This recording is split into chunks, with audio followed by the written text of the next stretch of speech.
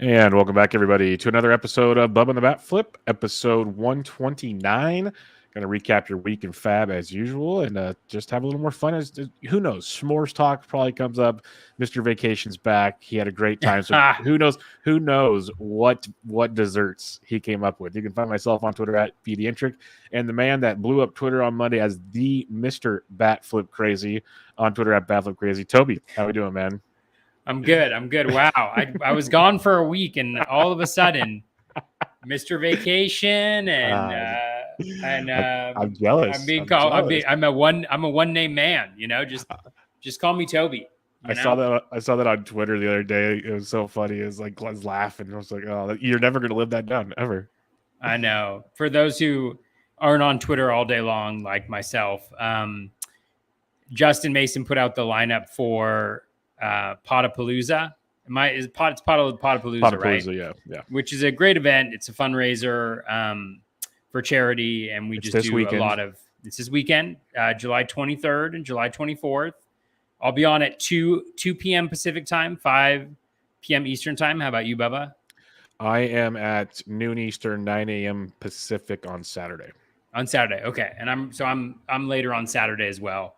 But in the list of people who were participating, it just said Toby. And so I think it was Jenny Butler first who commented and was like, is he a one name guy now? Or what's the deal? Like Mr. Batflip Crazy, Toby Batflip Crazy, or whatever. So it was very funny. I said it made my day just to see that discussion happening. It was a lot of fun. But yeah, had some desserts.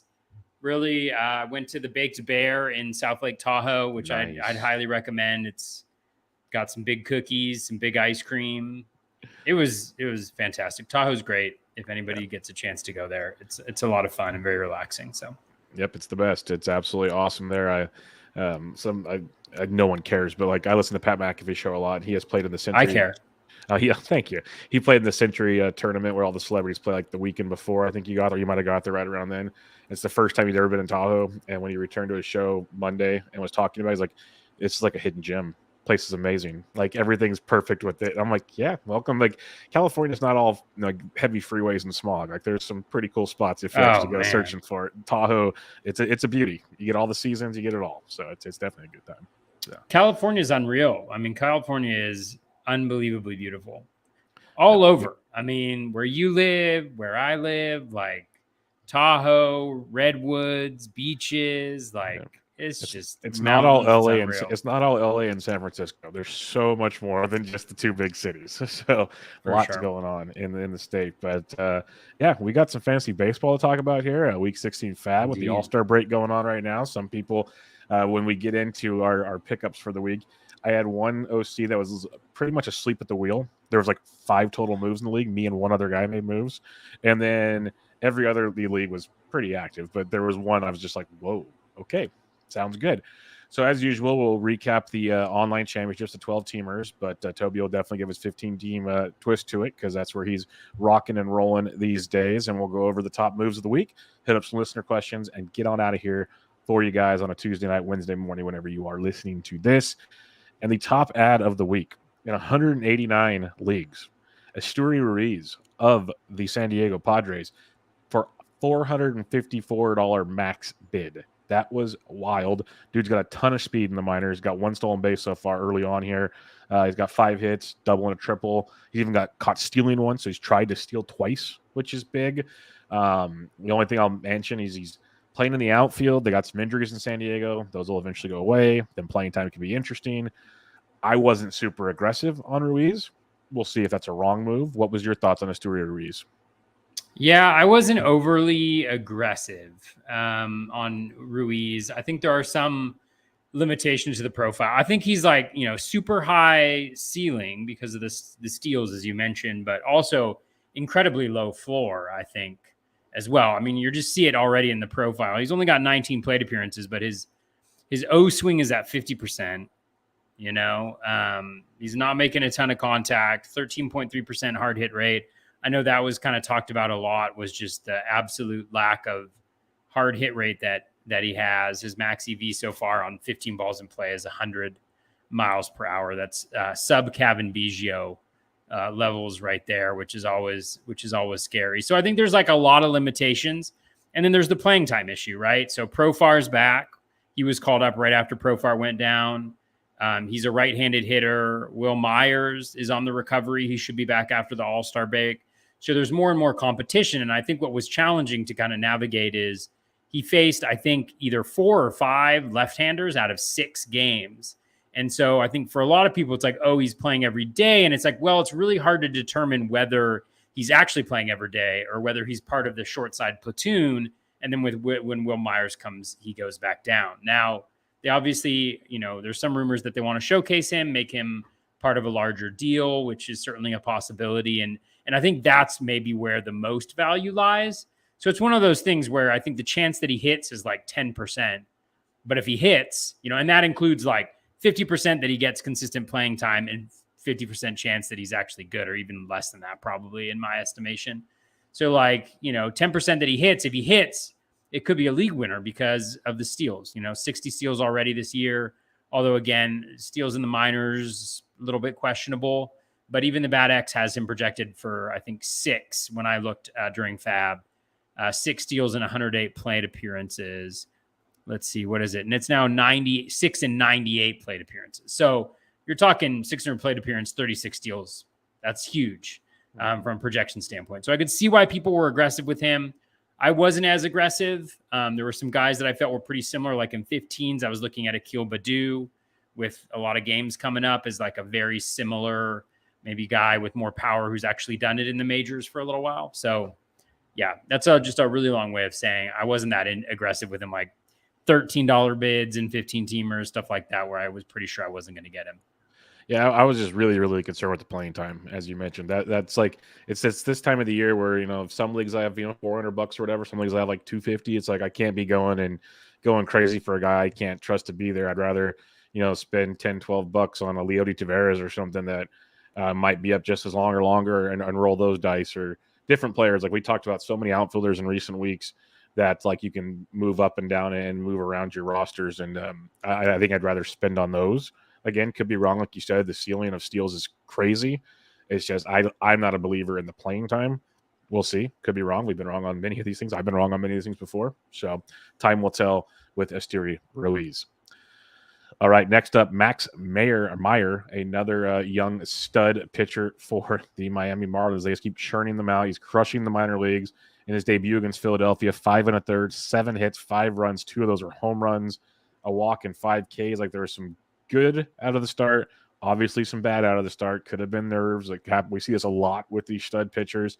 He's supposed to get a pretty good run here going forward, so we'll see. But they do have guys coming back from the IL. Got Edward Cabrera coming back. Does he go into the rotation? What happens there? There's other moving pieces in Miami. So I put bids in on Meyer, but like there's gonna be a theme. I wasn't aggressive on anybody this week, but Meyer was one. I was very intrigued by Meyer. I just didn't want to break the bank, and I need to report he was added in 173 leagues, as high as $308. So what was your thoughts on Max Meyer? Yeah, I wasn't aggressive at all on Meyer, which part of it was just looking at the projection. None of the projection systems really have him being all that good. The lowest ERA is Steamer, which is not surprising. Steamer kind of is higher on everybody. The Bat has him at 4.38 with a 1.34 whip. Even Steamer at that 4.1 has a 1.34 whip, and none of them have him at even a K per 9. Now, again, it's the projections. They're medium projections. He could do much better. Sometimes they miss on minor leaguers. He had an okay start, as you mentioned. I think the positives were the low walk rate. Again, 1 start, but 17.4% came out as walk, 11.4% swinging strike. But he didn't really dominate in the zone. He was heavy slider. 50% sliders, which is interesting. It'll be interesting to see how different teams play him. I don't know, whether he was more effective against lefties or what. But it seems like a situation where, lefties might be able to take advantage, although it looks like righties were the ones that got him on this one. So it'll be kind of interesting to see how that plays out. I think another limitation is just the Marlins offense. One of the reasons why a lot of people weren't on Sandy Alcantara, even though he was really good, was because of the wins, right? I think he got 9 wins last year, despite being like absolutely off the hook. And so, you know, with Meyer, like we're going to run into the same issue. And I think that's an issue for all Marlins pitchers. The difference is Alcantara is incredibly elite. The benefit is Meyer does have a great pitching park to go into. So, I mean, there's positives and negatives, but I didn't see a huge, I didn't see him like pitching is where I'm doing really well generally across my leagues. And so I wasn't focused as much on pitchers, especially ones that I felt like it was going to take a big bid to win them. Yeah, no, I'm with you, 100% with you. Like pitching's hard to find. I get it. And especially in 15s. And we have a question on that later that we'll talk about. But again, it comes back to what I said with Ruiz. Like, I only have so much money left. We still have 11 FAAB periods to go. It's like, I want to be able to get those moves. We talked about it time and time again, like where you flourished last year was getting these late week moves because you had the money to do it and you made some serious jumps in leagues and at least finished in the cash, if not winning. And you have to have the money to do that, obviously. I'd rather be able to put out, you know, $6 to $12 bids throughout the rest of the season and get guys when everyone else can put $2 and $3 bids out, stuff like that. So it has to be something I'm like in reality with Meyer. I was intrigued by him, but there was almost some relievers I was willing to put out there in this short week over Meyer just to get those counting stats. And that's kind of where my head was at in the roster construction. Or there was especially relievers on teams playing like 5 games. Like, okay, he's playing at least 2 outings. Like, you know, you're going to get 2 to 3 innings out of this guy. Maybe he'll you know, sneak a win in or something. Like, that was the kind of stuff I was more intrigued with than a guy like Meyer who legit could be gone in a couple starts. He could be an ace. You never know. But you look at last year, I think he threw like 101 or 102 total innings. He's already at like 66 on this season. So what's he have? 50, 60 maybe innings left, maybe. So even if it's 5 innings a start, 10 starts, 11 starts, if he sticks around, that's, you know, you're not getting the full dose, but who knows? We'll have to kind of wait and see how that one plays out as well. Leody Taveras. This is one I was very intrigued by. Picked up in 173 leagues as high as $200. I know you've talked about him in recent weeks. I've been playing a ton of him in DFS. Anybody that's in the chats that I run, he's been like dirt cheap in DraftKings. He's up to like 2,400 drive the break. He's at 2K forever. Switch hitter.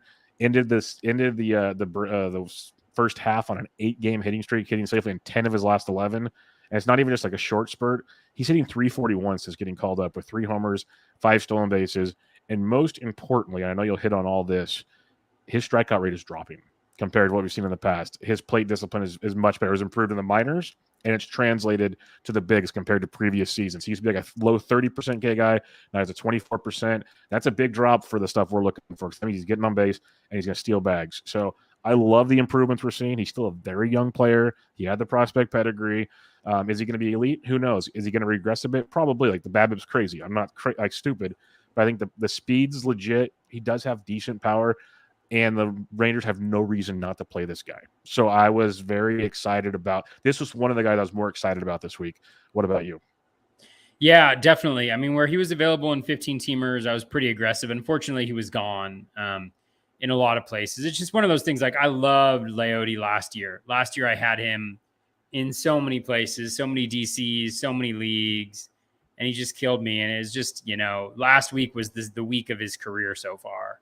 I think he had at least 3 steals. I think he had 2 home runs last week. Like, just been really good. You mentioned some of the improvements in the K rate. I think that's really big, as you mentioned, and it shows up in his contact rate too. 79% contact rate, up 4% from last year.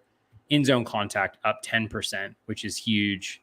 You know, play discipline. You know, he's still not going to be a guy who walks a ton, but that contact I think is really critical. For him, you mentioned the BABIP. Yeah, he's not going to hit 420. He's not going to have a BABIP of 426. That's for sure. But if he can hit 250, I mean, with the power and speed combo that he's got, BATX has him projected for 230, 5 home runs, 9 steals, and 230 plate appearances. I mean, that's 10-18 over the course of a full year, and pretty impressive. If he can move his way up that lineup a little bit, I think, you know, then he really becomes a fantasy asset. I think the challenge is, right, we've probably seen the best week that he's going to have. And it's going to be tough for him to replicate that. He's got the 3 home runs, but they come on only 2 barrels. So he's got more home runs than barrels. He does have the nice max EV at 109.2, which is really nice. The hard hit is up as well. So again, like, I think you're hoping for like that 250, you know, and keeping up the steals. I mean, the Rangers have been super aggressive. I mean, think about Marcus Semien. I mean, we're talking about Marcus Semien like he was done. Like, not we were, but like people were talking about him like he's done. I mean, he's got to have like 75 steals already this year. How many does he have? I mean, let me see. Off the top of my head, I'm guessing he's got to like 16, 17, maybe. Like, what is he? What he said? I mean, every time I see, you want to know how I know is because I have Josh Smith everywhere. He's got 17 already. Yeah, that's what I was thinking. Yeah, don't listen to me. I was the guy who was like, he's not going to steal more bases than he stole last year. I mean, yeah, I have Josh Smith everywhere, so I'm like looking for that Josh Smith stolen base, and all I see is Marcus Semien stolen bases, Yep. So, but yeah, Taveras, I mean, very solid. Like, I think you get him in there. He's playing every day, which is critical. He's a switch hitter, so he can play every day. As long as he's hot, he'll be there. Kind of ride it while you can, but don't be afraid to jump off when things cool down a little bit, which I think they inevitably will. I do like him a lot more than Esteury Ruiz, to the question we get later. 100%. Yeah, no, I was all in on that. Like, he should be playing over Cole Calhoun pretty much every day. There's no reason to play Calhoun out there. You mentioned the aggressiveness of the Rangers. Like, Smith's running a lot, but he seems to be platooning for the most part. On the strong side of it, don't get me wrong, but he leads off when he plays, which is nice. Adolis Garcia's running wild, which is fun to see. Like, you're right, this team's, and they're putting up runs like this last week or so. I know they played the A's, which most teams will, but they also had some other matchups where you thought it'd be kind of quiet maybe, and that offense is pesky because Seager is balling out. I've been 100% wrong on that. You mentioned Semien. This team and Nathaniel Lowe has been productive. Like, it's a sneaky good offense for a bad baseball team is the best way I could put it. Like, it's fantasy relevant, and Taveras can fit in there. Like, he's hitting 6th, but he's been productive because up and down that lineup, they either have good OBP guys or they have guys that are just getting it done right now. So he's going to have production opportunities, which I like to see out there for sure. All right. Next up on the docket here, Matt Carpenter. This guy, I wrote about him in way too many articles lately because it's just mind-boggling to me. 138 leagues, as high as 156. The dude's got 13 home runs on the season, 34 RBIs. He's walking 13.4% of the time, hitting 354. Obviously, regression's coming for the man, but he's elevating the ball more often. He's pulling the ball more often, which is the Yankee Stadium recipe. Like, it works. So it's hard to ignore it. And he kind of is platooning, but I can't remember who tweeted it out. If you look over like the last 3 weeks or whatever, has the same amount of at-bats as like Gleyber Torres and 2 other guys that are kind of platooned as well. So he's playing kind of regularly for a Yankee, if that makes sense. And it's making him fantasy relevant. I did not want to buy into this, and it's hard to kind of ignore at this point, Toby. Yeah. I mean, he's played the last 4 games, including righties and lefties.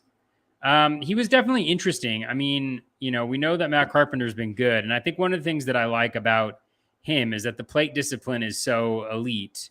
He's so selective at the plate that even when he's not, that he can drain that batting average quick, but he's at least getting on base, scoring some runs, especially in that lineup. He's not going to have a 557 ISO. He's not going to have a 41.9% home run per fly ball. He's got 13 homers on 11 barrels, but like he's making contact. Like, the contact rate is up to where it last was in 2017, so he's making contact. O-swing continues to be low.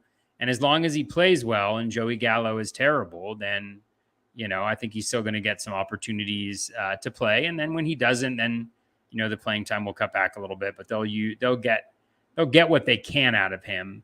And I think that could be decent, like it's a good recipe, like a high contact, good plate discipline, super low ground ball rate in Yankee Stadium, like you mentioned, is kind of ideal. So I wasn't overly aggressive on him. He was actually available, I think, in one 15-teamer that I had, but I didn't go too aggressive just because I feel like we've seen the best and we could see some bad stuff here coming up. But yeah, it doesn't mind, especially in like a 12-team where he's the type of guy you just kind of throw in there, especially next week. The Yankees have 5 games. I even picked up Joey Gallo in a couple places. Ooh. They have 5 games, 4 righties, I believe. Let me just double check that. Oh, no, they've got 5 righties. Yep. They were going up against Verlander, Garcia, Wells, Bradish, and Kramer. I mean, you got that Baltimore series. That Dean Kramer. Dean Kramer owes Joey Gallo a couple home runs, right? Yep. So, and again, like, Gallo, we're not going to keep him for an extended period of time, but if he plays 3 or 4 of these games, I think we could get a homer or 2 out of it. So we'll see. Yep. That was the whole idea, was get those max at bat weeks. And there were a few really good spots out there for sure. And the Yankees obviously were one of them. Kyle Finnegan added in 135 leagues as high as 123 with Tanner Rainey going to the IL for the rest of the season. It looks like on paper it's going to be Finnegan's job, because even going into the season, it was kind of a debate: Finnegan or Rainey, Finnegan or Rainey. Rainey had it. Rainey was decent, not great, decent though. Looks like it's Finnegan's job now, so he was a very popular ad this week. I had bids in. I can't remember if I got him anywhere or not, but I had bids in. Let's put it that way. Yeah, I got him a couple places. I was pretty aggressive. It may just be sentimentality from last year where he really helped me out in quite a few leagues. But he's also been much better. Last 15 games, his in-zone contact rate's at 73%. O-swing is at 33%. K-rate is at 26.7. Walk rate's at 8.3, which is big for him because traditionally he's struggled with control. So you're looking at like an 18% K- walk rate, and then swinging strike rate at 16.2%. So prone to blowups because of those walks, but he's been trending upward in that general direction. Let me see if it's actually like the product of anything in particular, like a velocity increase. I don't think it was when I looked. Oh yeah, it's definitely a velocity increase. So he's up 1.5 miles per hour from earlier in the season. He's at 97.1 over his last 15 games, which is a full tick higher than he's ever been in his career before. So there's a reason why he is better. And over his last 10, he's close to 97.5. And over his last 5, he's at 97.5 essentially over his last little bit. So again, like, you love to see all that stuff. That's what you want to see. It elevates his potential to be a better pitcher. And so I was pretty aggressive with him. I was in the $30, which is pretty aggressive for me in that scenario. Let me just see if there's been any type of change in what he's throwing. Not really. No, he's throwing the fastball even more, but the velo is really helping him out a lot. So interesting. Yeah. So I was aggressive with him. I think he's the guy. It was kind of a little lucky. I thought it was going to be lucky because he didn't get the save on Sunday.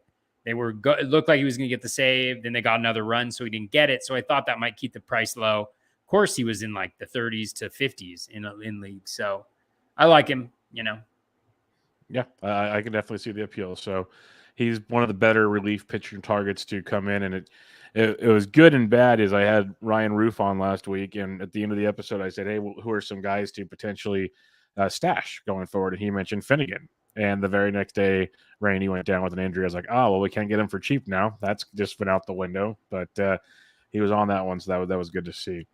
Another Miami Marlins pitcher, Braxton Garrett, added 107 leagues, as high as $51. And to be honest, I was more in on Braxton Garrett than I was on Max Meyer.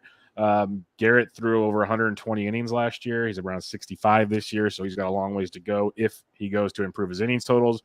He did dominate the Pirates his last time out. It is the Pirates, a grain of salt. But overall, it's been pretty solid going outside of a Cardinals game.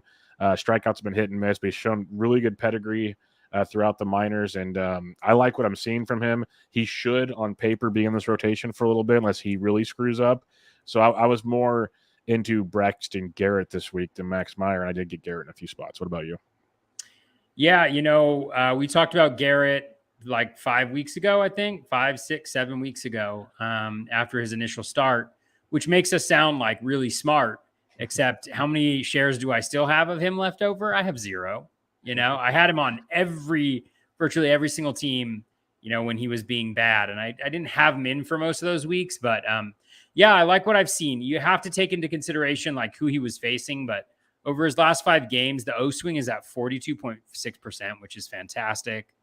26.3% K rate. The walk rate is super low at 5.3%, which you'd expect with that chase rate. So over 20% K- walk, 13.6% swinging strike rate. His one struggle is in the zone. He can't get guys in the zone. So that worries me a little bit if that O swing, or if guys don't chase, guys start to see him, or you stop facing, the Pirates and the Rockies repeatedly. Like, I worry a little bit about that, but yeah, I mean, he pitched really well against the Pirates. He did fine against the Mets. He did great against the Nationals. He struggled against the Cardinals, did well against Colorado, but you love to see that from a guy. Honestly, it's like the reverse Marco Gonzalez. Marco Gonzalez, God knows when to throw the guy. I mean, he seems to pitch better against the Astros and the Dodgers than he does against like the Rangers, That's the worst. When a guy dominates bad teams and he's a streamer type, like you love that because you know you can kind of go to him and you can trust him. So I think I might have gotten him into 12. I think I got JT Brubaker and Garrett, or I might have just gotten Brubaker, or I might have just gotten Garrett. I can't remember. We'll find out later. Cliffhanger, I know. Really I was in on both of them just to clear too. Like, yeah, I'm with you. Totally. So yeah, so I think all the skills are looking good. I haven't checked Saris's stuff plus, but that's why I was interested in him initially, was because he rated so highly there, and I probably shouldn't have given up on him so quickly. Lesson learned. Yeah, no, but we talk about it time and time again, and it's one of those, like, you can't just hold guys and hoping all the time. Like, you got to be able to move guys. And on paper, yes, he looked good and everything, but early on, there was still a chance when Edward Cabrera came up and some other like stuff that he wasn't sticking around. Like, he was just spot starting, so you weren't going to hold on to him and stash him. Like, he's not a stash on your roster. He's not some like elite arm, but now it's Captain Hindsight stuff is all it is. And if we can get our buddy Rob on and tell us, what bias is this, Rob? Because we have a bias right here, and this is one that got us good. And hey, it happens. This won't be the last time this year either. That's the fun part. Alexis Diaz of the Cincinnati Reds added in 79 leagues, as high as $58, as low as one, brother of Edwin Diaz. Alexis has some really nasty stuff. He's been pitching in the back end of that Cincinnati rotation. He's got a couple saves on the year. It's just a constant revolving door in Cincinnati. I wasn't overly into it. Just like, he's good, but we've done the Strickland dance. We've done like 7 guys now, and I don't see it changing anytime soon. Like, Diaz could be out by next Friday, and it could be someone else. So I get it, but this was definitely not a break the bank guy for me. What did Strickland do to deserve losing that job? Yeah, that's what bugs me, because I actually got Strickland in a few leagues again. I got Strickland too. And he's been really good. Like, I know he can blow up. I've said it before. I've seen it in San Francisco. I remember the blow-ups. But when he's on, he's really good. Like, he's a good closer, and he had done nothing wrong in Cincinnati. So it was really confusing. I don't know. I was pissed. I had him, and he could be back. He could be back on Friday for all we know. You would not be shocked if Strickland's closing on Friday. Like, that's just how stupid it is. He and then they bring him in down like 11-3 or 8-3 in the 8th inning, like after he pitched the day before. I'm like, what the heck? And he gives up 3 runs, of course, like right out the gate. That was brutal. For Diaz, like, I like him. He's better than Strickland, but my major concerns are the BABIP super low at 183, walk rate's really high at 14.3%. He's got some the in zone contact, the O swing, the swinging strike are solid. K- walk isn't exceptional at 16.4% because of that really high walk rate, which concerns me again. And we saw that kind of come back to bite him in his second outing. So again, without knowing for sure that he's going to have the saves, I think he's a dangerous play because of that walk rate. And again, we don't have the track record to know whether, like with his home run rate, he's given up 3 home runs, but it comes on 6 barrels. So it's hard to know what he's going to get to, like what type of pitcher he's going to be from that perspective. So there could be regression coming there as well. So, which is all to say, I stayed away. Yeah. It's a mess. It's a mess in Cincy. And until they ever say we have one guy, I'm in, but I don't know if they're ever going to say that. Maybe there'll be some trades that take place and it kind of shortens it up to at least 2 guys down the stretch. But for now, it's literally a revolving door in Cincinnati, and it is very, very annoying. If you can get him for $1 or $2, cool. Roll your dice, see what happens. But like we talked about this time and time again, these are not break the bank guys. Finnegan, I could see spending some cash. Like, I don't see anybody taking that job from him unless he gets traded or just really blows up. But Diaz, like I said, Friday night, we could see Strickland or even somebody else closing that game, and none of us would be surprised. So it's just the way it goes in Cincinnati, and that's the full tilt moment is when you spend money on this guy. The Reds are up 4-3, 8th inning, and you see someone else warming up in the bullpen, and you're just like, I just spent all that money. Like, sweet, this is great. So, yeah, it'll happen. Another one, Brett Martin of the Texas Rangers was added in 70 leagues as high as $59. Martin's been closing with Barlow out, picked up 3 saves, but the last couple outings have been a little rough, including a loss on his last outing. Overall, they've been pretty darn good this season as a whole when it comes to being out of the bullpen. But Barlow will be back here, I believe, sooner than later. So that's something to keep an eye on. But Martin has been very, very formidable. And if Barlow gets traded or gets hurt again, it seems like Martin's the guy. But that's why he was a heavy target for some this week. What about you, Toby? Yeah, he was a heavy target for me last week. I definitely think he has the gig. He's pitched well when he's had save opportunities. The skills have declined recently, so you hope those improve. Like he's got a gnarly Z contact of like 98%. O swing is down, which I think is critical for him because you can tell that he can't get swings and misses inside the zone. Walk rate is up as a result. Swinging strike rate's decent at 11%. So it's not overwhelming skill-wise, but I definitely think he has the job until he loses it. So I rolled with him. I think I picked him up in an OC, I think. I picked him up last week in a couple 15-teamers. Yeah, no, he's definitely like a $2-3 bid I was making this week. I don't think I got him anymore, but didn't mind rolling with him at least this week, especially with not that many starters going. It had my attention for sure. Kyle Lewis is rehabbing for the Mariners in AAA, and he's scorching hot. He was picked up in 66 leagues as high as $52. He's hitting 261, which, it's Kyle Lewis, but he has 5 home runs over that stretch, which is very, very promising. It's got people very excited about Kyle Lewis, but people are always excited about Kyle Lewis, and we've seen that roller coaster ride. He's got a great ceiling. We've seen that, but there's also a massive floor, like a basement floor with Kyle Lewis. So people were picking him up this week in hopes of him coming up and making an impact, but I guess I was not one of them. What about you, Toby? Yeah, I did not go after Lewis. I think they were talking end of July, which I guess it's almost end of July already, but the health is a major concern. I'm sure they're going to treat him with, is it kid gloves? Is that what they say? I'd say kid gloves. Yeah, that's fair. Yeah. They're gonna he's not gonna play all that often, but I mean, he could be big. He's projected for 24 home runs over 600 plate appearances by the Bat X. The batting average is low, but seems a little too low given where he's been throughout his career. He steals a little bit, although maybe he won't because of the health issues. So yeah, I mean, I can see why people were aggressive with him. Like a good example, and in 480 plate appearances so far in the majors, he's hitting 258 with 24 homers and 7 steals. I mean, that's huge, especially in deeper leagues. In 12-teamers, I mean, I think this is where people go a little wrong. Is like that's kind of that in the 12-teamer, that's like replacement level. Like you can pick up guys who do that week in, week out just by streaming guys. Yep. So it's like, who would you rather have this week, Kyle Lewis or like Jake Myers on Houston, who's going to have 5 games and play every day and potentially steal, potentially hit home runs, probably score some runs, some RBI. Like that's the type of those are the guys that you got to be after instead of like the Kyle Lewises. Wait till Kyle Lewis comes up and you have a sense of his playing time 100%. Because he's not a guy he's not a league winner. And that's you nailed it. And that's why I think it's fun. You give your 15-team mindset. I give my 12 because I'm 100%. That's why I wasn't in on him at all. I'm like, I don't need to stash a guy right now, especially a guy like Kyle Lewis on my bench in a 12-team league when there's so many other options. Like we've talked about the Tyrone Taylors, the Jake Myers, like all these other guys that are playing all the time. I'd rather go with Akil Baddoo on the big schedule they have this week.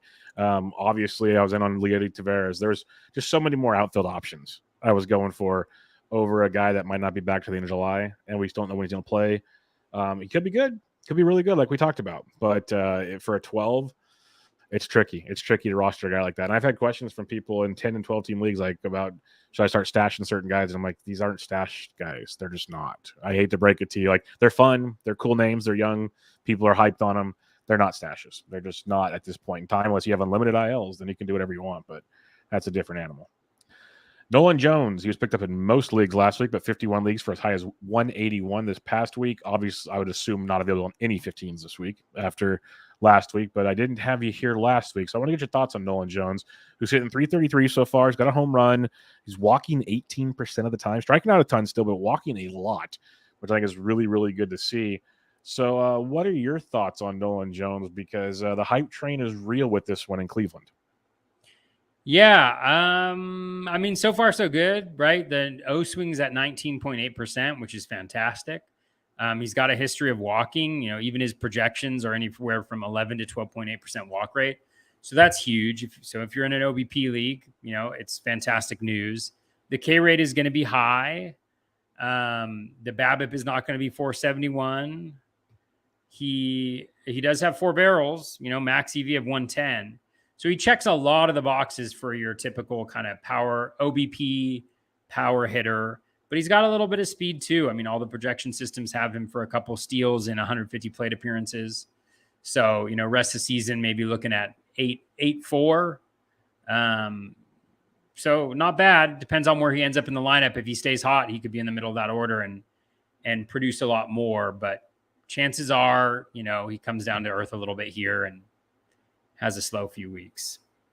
Yeah, I don't have any shares of Nolan Jones. Like it's the talent is legit, but it's like why I have no Gorman shares. There's just so many guys. I avoid most prospects unless it's cheap, just because I'm so timid on the whole situation. Now Cleveland, what do they have to lose? They really don't, because he's cheap. I guess playing time, because they'll start costing more sooner. But roll with what you got. But yeah, I would expect a little bit of a slowdown. The fact he walks like he does, though, is very promising. I like seeing that from a young kid. That is a big plus, and that should help him a little bit as well. All right, the man we mentioned earlier, and I already had him in a bunch of leagues, even 12s. I'm a big fan of JT Brubaker, added in 51 leagues as high as $51. Since June 9th, he's made 7 starts. 42 innings, 44 strikeouts. He has 5 or more Ks in each one of those 7 starts. He has 3 earned runs or less in 6 of those 7 starts. He's got at least 5 in each of them. 3.19 ERA, 3.71 xFIP. He's been pretty darn good. And he's been a fantasy 15s. He's like a great fantasy starter because he's just consistent. I like him in 12s. I don't see this changing much, but we've seen the changes he's made from last year to this year and even early this season till now. Very promising, to me at least. What's your thoughts on JT Brubaker? Yeah, I picked him up in some places in a 12 where I'm my pitching isn't what I had hoped it would be, just because he has the Marlins, and the Marlins have been absolutely god awful. The concern always with Brubaker is the home runs. That's always kind of been his bugaboo a little bit. I'm just looking. He's allowed one. He's allowed 1 since June 9th. Yeah, I think he's gone to the sinker more. Yeah, 5 straight starts without a home run. He's throwing the sinker a ton more. He's kind of moved away from the 4-seam fastball. That's good. So yeah, that's great. I mean, the home runs is going to be the big issue for him. But yeah, I mean, Miami, Milwaukee, Tampa, Chicago, so the teams haven't been that good, but he's consistently getting those strikeouts and he's pitching decently, and he's going up against Miami again, I believe. Let me see if they've confirmed anything there. But yeah, they have him going up against our man Braxton Garrett on Saturday. Nice. Must see TV, folks. Must see TV. Yeah. So yeah, it's great. Maybe we have to do a live Bubba the Bat Flip broadcast of Braxton Garrett and JT Brubaker. Oh man, that's what people want to see. Yeah, everyone's going to tune in for that. That'll be must listen to. All right, Freddie Peralta added in 49 leagues as high as 111. A lot of people added him last week, more added him this week. They're speculating hopefully in July and August. I'm still nervous on how slowly they ramp him up. That's been my concern. I love Freddie. I dropped him in a lot of places because I drafted him everywhere because I thought he'd be out longer than this. That was the initial reports. So he's coming back a little earlier than the initial reports, which also makes you think they're going to slow play him back. They need him for October. They don't need him for August. So I have not been super aggressive on Freddie. That might be my problem. What are your thoughts on people picking up Freddie? Have you picked up Freddie? Yeah, I picked him up in my OC just because I can handle the weight. Yeah, the stash there. Just moving guys through all the time, and I need ratios, which is the worst place to be on earth. When you need ratios, you're like, oh God. Yeah. So I think it's all about like what you got on your bench and what's available to you. I don't think he's going to be pitching in the big leagues probably until middle of August, maybe. So you're really stashing him for a little bit. He threw a bullpen session. But again, they're going to roll him along slowly because he's the future, and they would rather have him healthy for the playoffs, which I think they're going to make. I'm pretty confident in that. So, yeah. Yep. Another guy coming off the IL, hopefully as early as this weekend, if not early next week, is Jacob Junis of the Giants, picked up in 47 leagues, as high as $49. Junis was great before he got hurt, like a really shining light in that Giants rotation. A lot of people helping fantasy goodness for everybody. So I think this is a strong pickup, assuming he picks up where he left off. If you were able to get him, I think kudos to you. What were your thoughts on people jumping on Jacob Junis, who I think we even talked about a few weeks ago, starting to jump on picking up Jacob Junis? Yeah, he pitched on Tuesday, I think. Yep. Or not Tuesday, Sunday. It was just recently. Yeah. Looks like he might have a 2-step next week, which would be good. Yeah, I mean, I think Junis, the ceiling isn't that high. You know, he doesn't strike out that many guys. Even this year when he's been great, you know, the K- walk rate is nice at 16.2, but only striking out 21.2% of folks, only has a 9.7% swinging strike rate. Really relies on the CSW to kind of carry him. But he's getting chased on pitches outside the zone, can't get swings and misses outside the zone. He's kind of the same guy, you know, lower BABIP, lower home run rate, whether that's a product of the way the Giants are having him pitch or the stadium or whether he's just been lucky, I'm not sure. But, you know, I think he's fine in 15-teamers. I think there's a lot of like in a 12-teamer, I'd stay away. I think there's a lot of downside and not a ton of upside, just because the Ks are kind of limited. So yeah.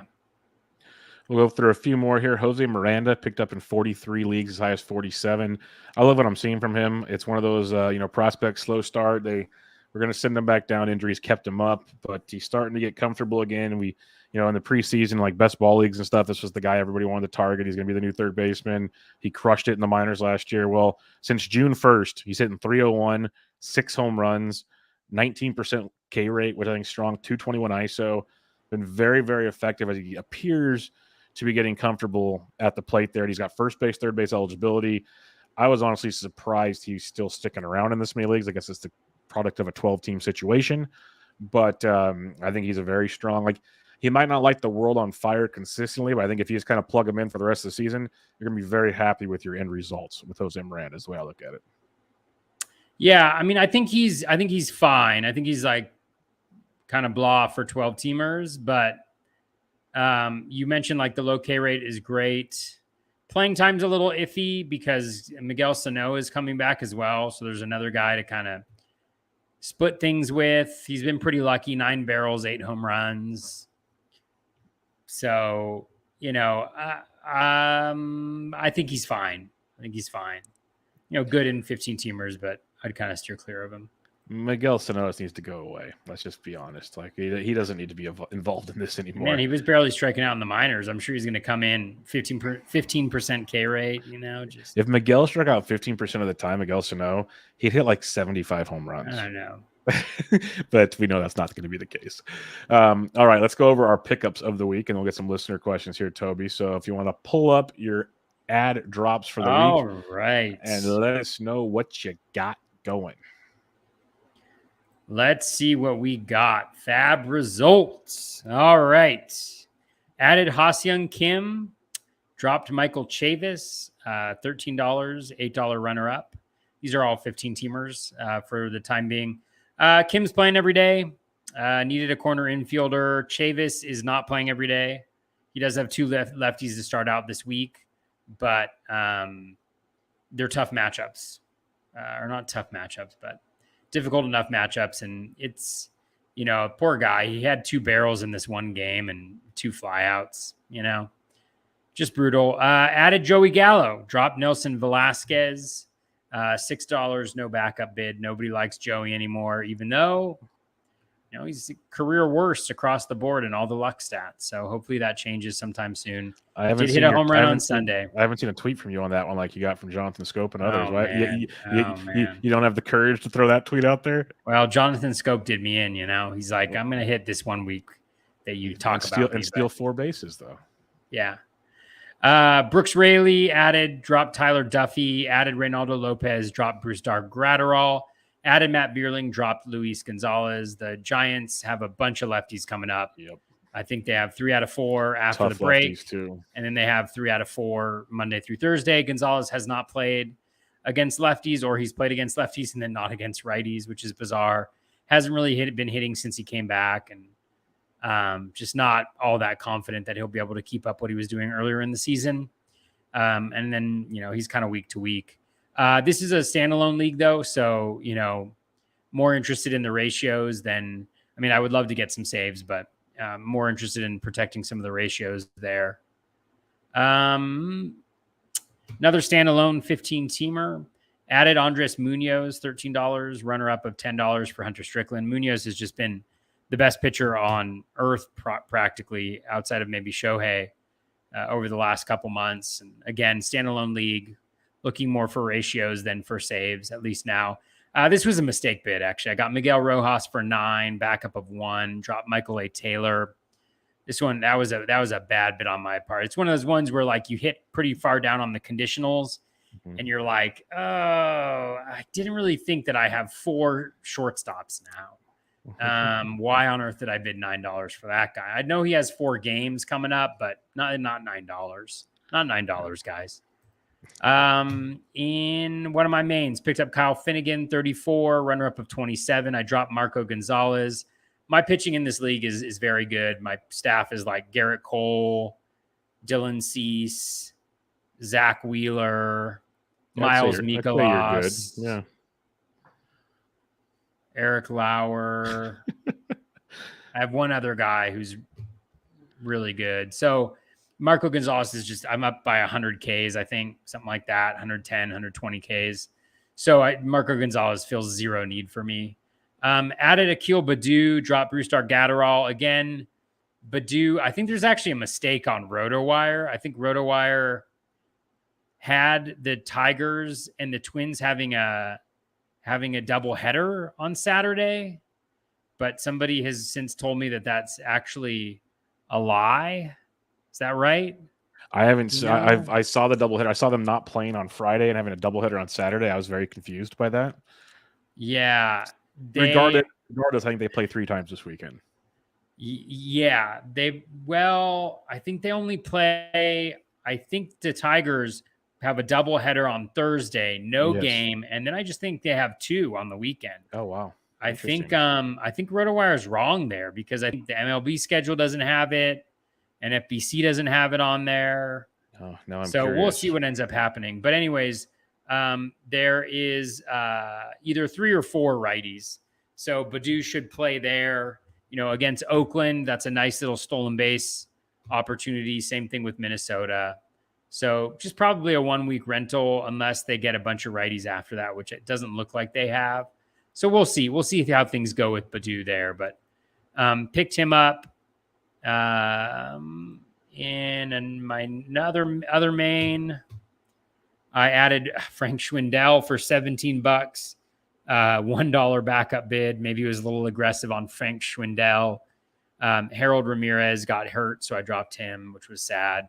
I also added Ha-Seong Kim, dropped Michael Chavis. I want to say that Padres actually have a tough schedule out of the break, which I'm a little disappointed in myself for. They've got Scherzer, Carrasco. It says DeGrom, but it's a nasty schedule. I don't think they're going to have it. But I think it's probably Taijuan Walker.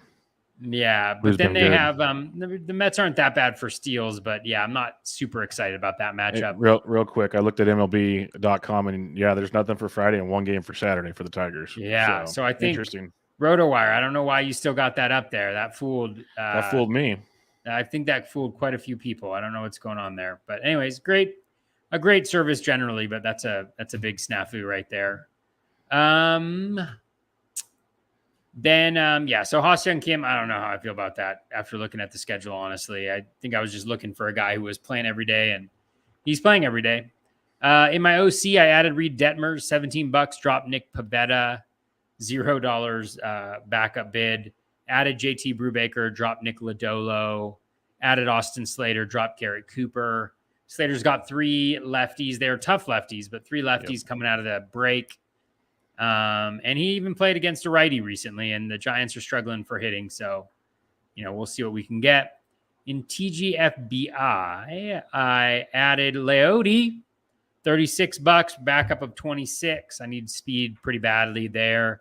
Dropped Michael A. Taylor, added Akil Baddoo, dropped Eric Hosmer, added Jason Adam, Dropped Owen Miller.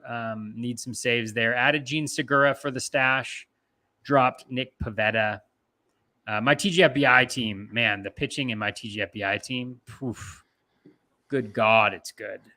So you're giving up on Nick Pivetta everywhere, huh? No, only in places where in my OC I dropped him, but I can pick him up next week for $1 probably. I'm just making sure because people might hear this because you've dropped him there and you dropped him. Oh yeah, okay. Let me tell you about my TGFBI pitching staff.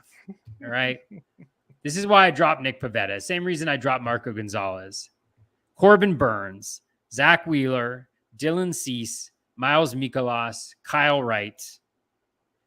My bench includes Lauer. It includes Springs, Adam. I have Bard, Iglesias. This is a 16 Sir league. Anthony Domingos, Brad Hand.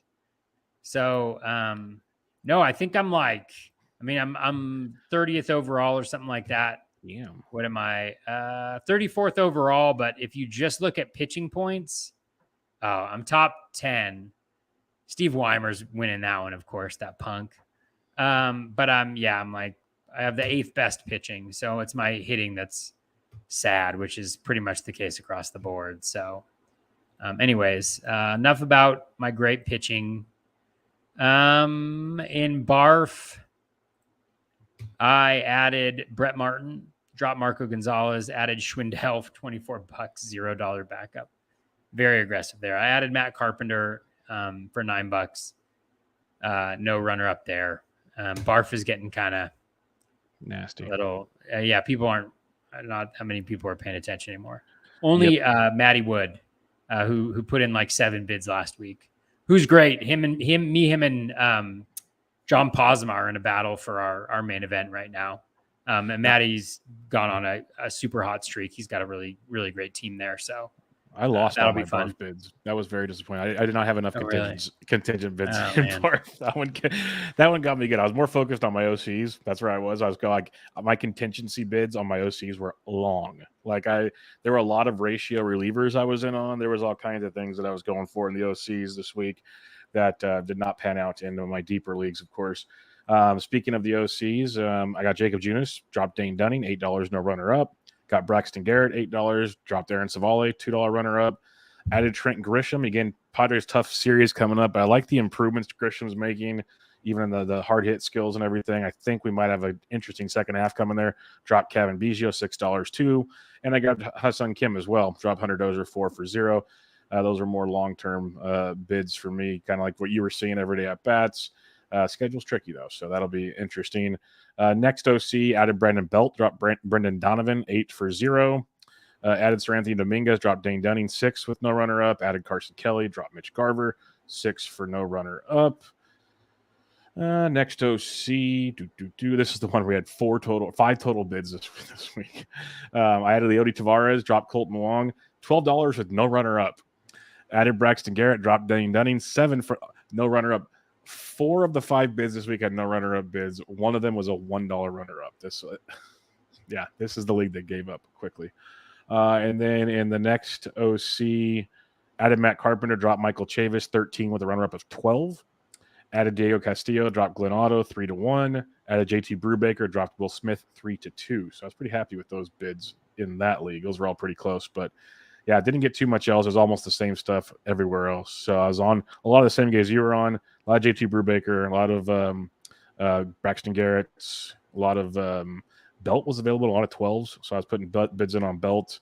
So those were some fun ones. But a lot of outfielders were available. As Leody Taveras was my top option for the week as I was going through the goodies there. All right, let's talk listener questions here. Started off with Joe G, just a simple one. How about just a prayer for Luis Robert? Yeah, that's the guy just can't stay healthy. What happened? Did something happen to him? He's just a little banged up. He's fine for now, but he just keeps getting hurt every time. It seems like he's going to do well. He gets banged up, and he's like sidelined there day-to-day or something. So it's always something with Lou Bob. Dave Petroziello. So I'm going to put myself out there with a gut take. I have Leody Taveras over Esteury Ruiz rest of season, and my bidding this past week and reflected that. I did get Ruiz on my 2 teams where Taveras was picked up last week, but on the other 3, including my 2 most important, I got Leody Taveras on both. Am I nuts, and am I the only one thinking this way? I know we agree with you, Dave. Yep. I agree with Dave. Yeah, 100% there. And Dave got him in. Actually, I got my stuff up here because I'm in a league and he's winning the OC that I'm in with him. Let me see where he got this one. I'm pretty sure I can give the secret away since the move's already been done. That's not against NFBC code. He added Leody Taveras for $89 with a runner-up of 23 in the one I'm in with him. He also got, no, that's a different guy, but yeah, $89 for Leody Taveras in that OC that he's winning right now, doing very, very well. Todd Whitestone asks, hey guys, how about a short discussion of the San Francisco starting pitchers, Alex Wood, Alex Cobb, and Logan Webb? How risky do you rate their first post All-Star break starts versus the Dodgers, and what's your rest of the season outlook for them? I have my biases, Toby. I'll let you have the floor first, though. Remind me of the players, Logan Webb. Wood, Cobb, and Webb. Just that start, or just like overall? Just overall, what you think for the rest of the season. Like the Dodgers games are the Dodgers games to me. They're going to be tricky, but you're going to start them pretty much because there ain't many other options for the week. But yeah, rest of the season, what do you think about those three? Yeah, I mean, just looking at Wood, I mean, there's some lack of luck there. You know, he's got the highest BABIP he's had since his or actually, I guess he had that shortened season in 2020, but in a very long time. Well above league average, well above his career average. He's also got a strand rate that's well below his league average. So I think there's some positivity coming his direction there. K-minus walk, 18.3% is really solid. Swinging strike isn't that good, but gets a decent number of called strikes. O-swing is nice. In-zone contact isn't great. You know, they're not throwing him a lot. Like I remember he was cruising in his last start in the 5th inning and then an error and a couple just like infield singles, and they took him out of there at like 75, 80 pitches. I think they're really hesitant to let him go deep in games. Because I think they showed a stat like after pitch 75, he's just god awful. So that's a little bit, you know, like so in a shallower league, I think you're a little concerned about that. But I think in a deeper league, you know, you kind of run him out there. Webb's been really good recently. I mean, Logan Webb is the type of guy that you're just going to have in there every single week, I think. I mean, even Wood, you're going to have him in there 80% of the time, probably. Yeah. So Webb, I mean, Webb's good. Guys out finally, which is great to see. Yeah. Let's check out the more recent one because I know. Let's check out his last 10 because I know he did just start. You know, the strikeout rate is very low. He's only got 101 strikeouts in 117 innings. Yeah, K rate's at 24.3% over the last 10, 5.6%. But I mean, he's not necessarily a guy that's going to like blow you out of the water, I think, with K-minus walk stuff because the K rate's slightly lower, but he is. I'm going to bump this down to 5. Let's see recently what he's doing. It's been much better. Yeah. At least it feels that way watching him. His K rate's actually down in the last 5. Wow. It was like he went through like a period of like maybe 5 starts before that, but hasn't been as good recently. K rate's only 20.6%. But again, like he's, you know, what's his ground ball rate? It's like 87% or something like that. It's like his ground ball rate is close to 60%, you know? So again, he hasn't found that magic sauce that he had last year where he just had the elite ground balls and the swinging strike stuff. He hasn't been able to find that, but I think he's fine. You throw him in there all the time. If he's got one start and it's like at the Dodgers, then maybe not. But yeah, I think that all depends. And was there one more guy in there? Alex Cobb. Sorry, guys. Luckiest pitcher in all of baseball. The question in front of me. Yeah, I know, but let's see what eventually you just had to give up on that theory. It's been bad. Yeah, so he's not striking out that many guys. I mean, his swinging strike rate's 9.8%. Yeah. K-minus walk is 16.1. Mm-hmm. O-swing's nice, but his challenge is last year he could get guys inside the zone, and he can't do that right now. 89.4% in-zone contact rate. So, yeah, I mean, he's been kind of unlucky. 324, the 58.8 strand rate is not good, but he's generally had a low strand rate throughout his career. You know, his career is 71.8%, which is lower than about the 72% that's average. You know, he's limiting home runs considerably, which is really, really good. So that strand rate for sure comes up and he improves and gets better, but he's not the same guy that he was last year. At least he hasn't shown that yet. How many games does he have since he came back from his injury? 1, 2, maybe 3, 4, 5, 6. 6 games. Let's see what he's doing his last 6 games. Because we're interested in those like non-random endpoints. So yeah, he's sucked in his last 6 games. I mean, skills wise, he's sucked. Yeah. So his in zone contact rate 93%. O swing down at 31.2. K rate down at 15.7% over his last 6 games since coming back. Walk rate's at 6%, not bad, but it's right about the same as his swinging strike rate is. Let's see if his velo's down over that period of time. That wouldn't surprise me. Oops. Yeah, velo's down. Let me see his sinker. It's actually up. That's interesting. The splitter is what's important for him. If he's getting that work, he's doing good. If he's not, he's in trouble. Well, let's see how often he's throwing it.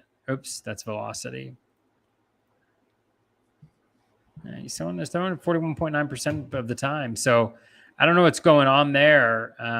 Whether, I don't know what's going on there, honestly. Well, but it's not pretty recently. It's not pretty recently. Recently, it's been very tough to watch with him. And the problem is with all the balls in play he's giving up, the defense has been pretty bad for the Giants. It's compared to years past. Like, it's been a bad defense that has failed many times. So I'm not going to give him all the blame, but he still is not getting the job done. He's got to be striking guys out more often and at least getting them to miss, and he's just not doing it. So Cobb's sketchy. Yeah. Wood I like. Yeah, going deep into games is an issue for Wood, but we've seen some positive signs of late. Kind of a couple of games probably skewed his stats in the positive in a big way because the overall probably has not been great, but I could see Wood being formidable more often than not for you. And Webb, like you said, you're going to pitch him every time. Unless he's in Coors and you have better options, you're pretty much going with Webb every time out there. And against the Rockies this year, you probably throw him in Coors too. So it's an interesting situation, but I think Webb's a lock, Wood's most of the time. Cobb's a sketchy one, streamer right about now. Like I'd honestly rather roll Jacob Junis than Alex Cobb right now. That's where I'd be when it comes to Giants pitching. So we'll have to kind of see how that goes. All right, next question. Anthony Gialdi has a question for me. What would you say is your best barbecue item? Ribs, brisket, chicken, etc. Do you ever get into barbecue competitions? We have a big one here in Kansas City. You want to know something? I got to answer this one, Bubba. This is my specialty. I know. That's what I was wondering. This is you. No, for me, I'd say my best is probably some sort of steak of some sort, but I do like some ribs as well. I need to get brisket figured out. That's one thing that's on my list of things to do over the next couple months. And I have not done any official competitions. I've had some friends do some rib cook-offs down in Arizona, but I have not. We just do a bunch of catering and fundraising around here. The group I barbecue with, we raise money for kids in the area by cooking, basically. So that's what we do. That's when I post my pictures. We're feeding lots of people because they pay us to cook, and that's what we do. So it's a fun little deal. The guys get together, barbecue big meals, and have some fun. But, when you going to start throwing tofu on that barbecue, Bubba? We actually have an event.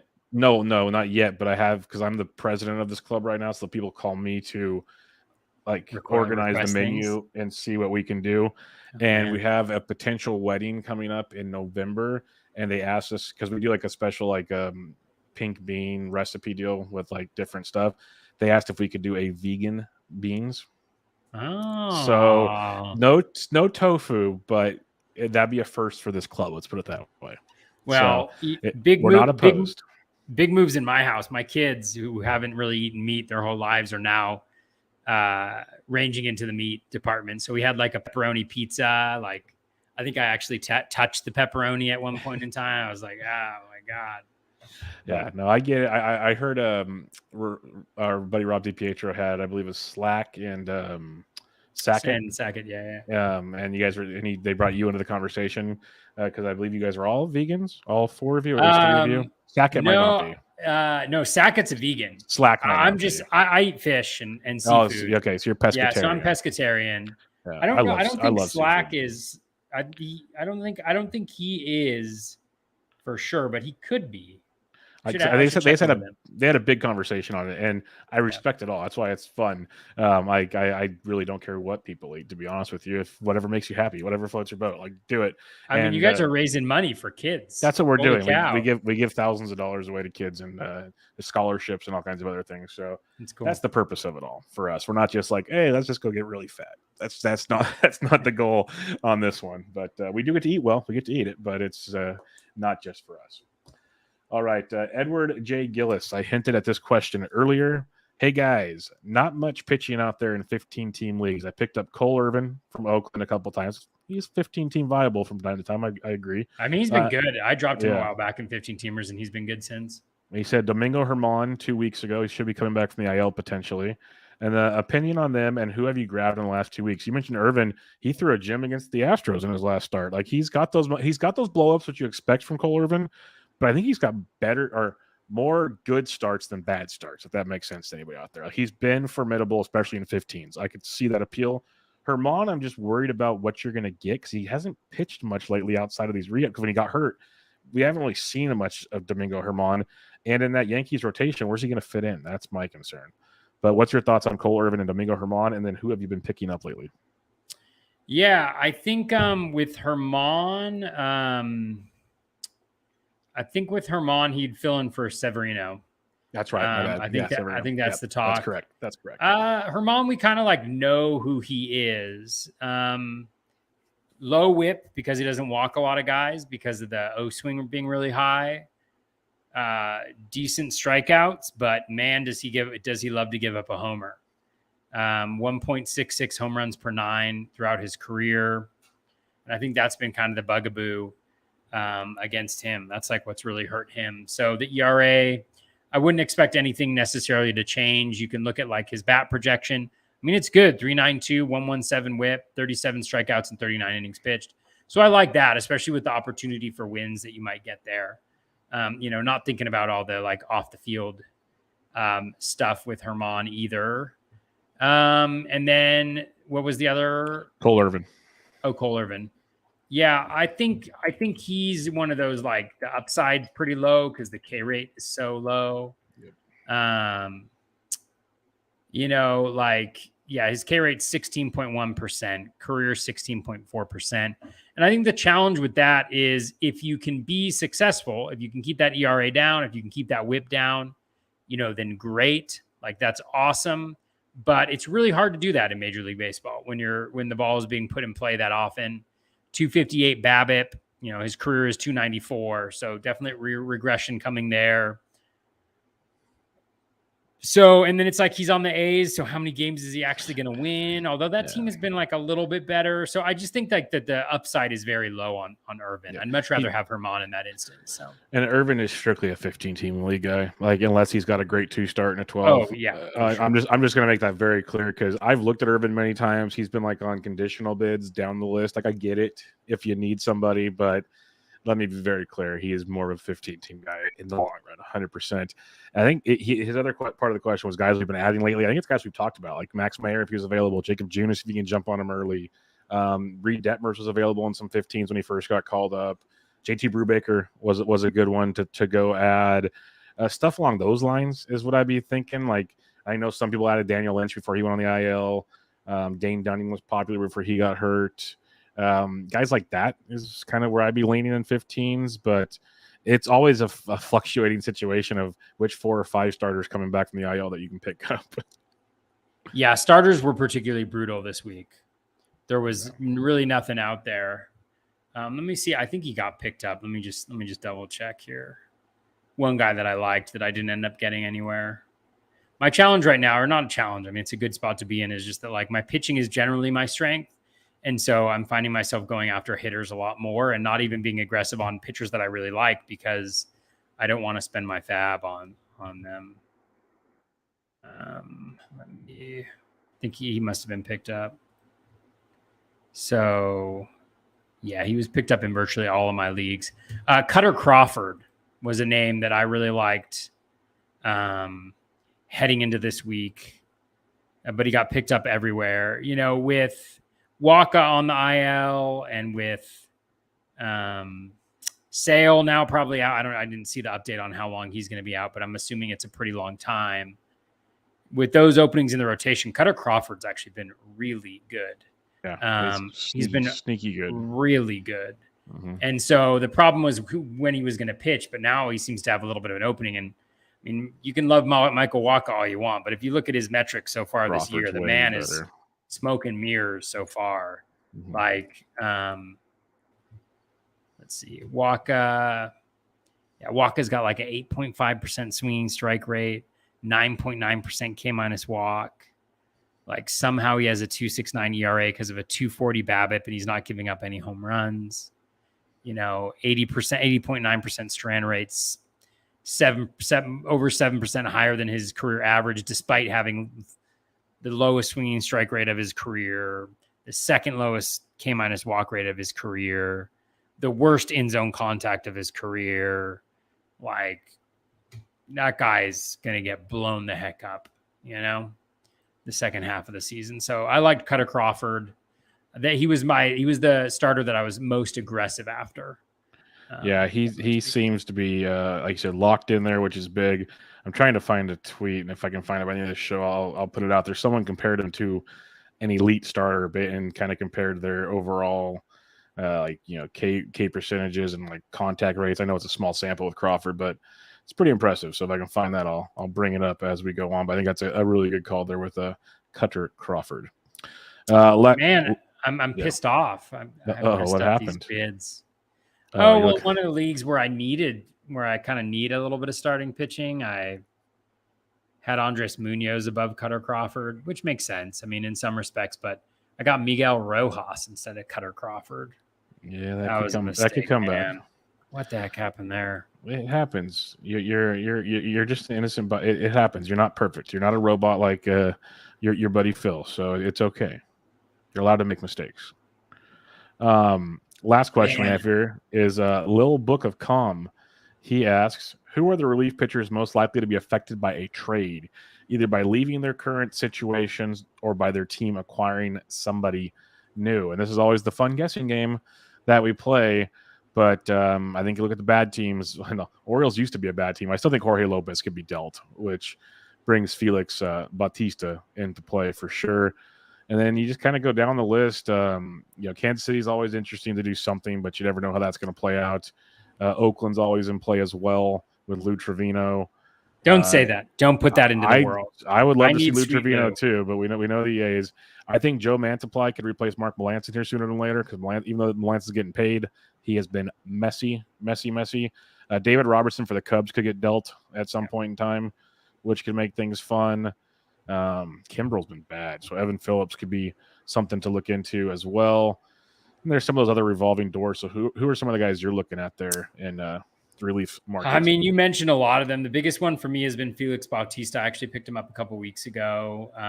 Jorge Lopez has been really good, and I think the Orioles will try to take advantage of that. But Bautista was also injured, and so it'll be interesting to see where he's at. I think he threw a bullpen on Sunday, and people thought he might come into the game, but then he went back to the dugout. So I'm not sure what the latest is on that. It'll be interesting to monitor that situation. I think that David Robertson's a good one, but who takes over that role? I mean, good luck. Rowan Wick has been really bad. Maybe Givens, maybe. Givens has been okay, I think. Yeah. Efros has been really good, but you never know like what direction they're going to go there. So, yeah. It's kind of bleak, honestly. It is. And the other problem is with another playoff team in each league getting in there, it makes the question of even less guys might get dealt or moved, or a lot of questions can take place. It's going to be interesting to see. I think you have better chances of guys just losing their job because they stink. So you can play that game if you want to play Reds roulette, knock yourself out. I prefer not to. Marlins have options because Tanner Scott, will he stick forever? Probably not. Just be realistic on some of these. Even the Giants with Camilo Duvall, he's going to get most of them. But we've seen other guys get shots. So it comes down to do you want to get guys with good ratios that get strikeouts that might sneak out a winner? It's like Devin Williams. I've been trying to add him everywhere I can. I know, and that was even before Hader was getting hit around. Devin Williams is like the Paul Sewald types that just gets such good ratios, such good strikeouts. Like, gets you wins, sneaks in some saves. Garrett Whitlock, Tanner Houck, those type of guys. That's kind of the things I'd be looking at too. So something to think about. All right, Toby, any closing thoughts as we wrap up another episode of Bubba the Bat Flip? No. Second half of the season, it's there. Let's go grab it. 11 more FAAB periods. I think someone put it's like 40 to 45% of the season left to go. Or a little over halfway, because technically, once we leave July, we have 2 months, August, September, 2 full months to go. So it's going by fast. We still have a long ways to go though. So it's kind of like one of those. It feels like we're getting close, but we still got a long ways to go. So keep grinding. People are playing football. You can see it everywhere. We've mentioned certain leagues. I laughed so hard when I saw 12-team OC where people paid $350 to get into. Now, I know it's not a main event, but they paid $350 to get into this league. There was 5 moves this last week, and one of them had a runner-up bid of $1. The rest were unopposed. I was just like, I wish I would have had more guys to drop. I could have had everybody on the face of the planet in this league, but I just didn't have anybody to drop. So you're seeing it already. I know it was a holiday weekend, so you might have or it was the All-Star weekend, so people might have kind of slept on it, but you're going to see more of that going forward. That's just the way it's going to be. So buckle up, see what happens, and we'll be back with you guys next week with another FAAB recap for you. Check out Toby on Twitter at BatFlipCrazy. I'm at BDentric. This was Bubba the Bat Flip episode 129. Catch y'all later.